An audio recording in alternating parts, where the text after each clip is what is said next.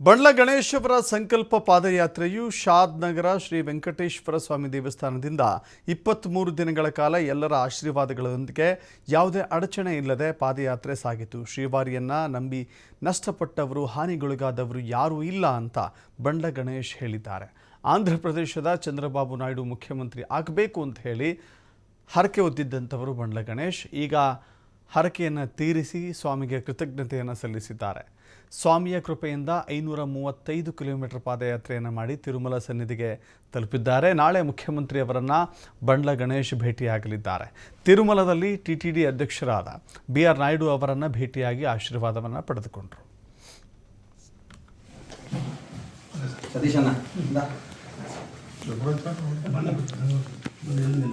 Kilometre అటు క్యారవాను పెట్టి setup టెంట్లో 2 క్యారవాన్లు మొత్తం 100 మంది ఉండేవాళ్ళు.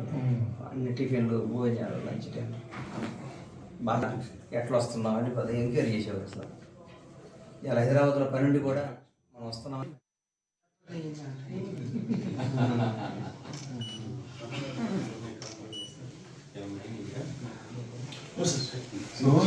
ఏంటంటే కార్వాన్ ఉందా లేదా అని అడిగారు కదా.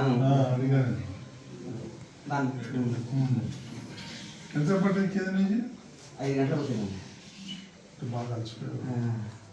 మెల్లగా ఇచ్చాను.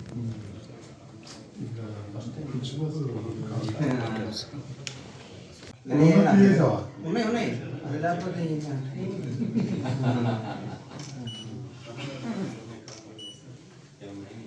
క్యారవాను పెట్టి సెటప్ టెంట్లో 2 క్యారవాన్లు మొత్తం 100 మంది ఉండేవాళ్ళు. అన్ని టిఫిన్లు భోజనాలు లంచ్ టైం బాగా ఎట్లా వస్తున్నాం అని పది ఎంక్వైరీ చేసేవారు. అసలు ఇలా హైదరాబాద్లో పని నుండి కూడా మనం వస్తున్నామని థ్యాంక్స్ అన్న. సతీష్ అన్న కిలోమీటర్ అటు క్యారవాను పెట్టి సెటప్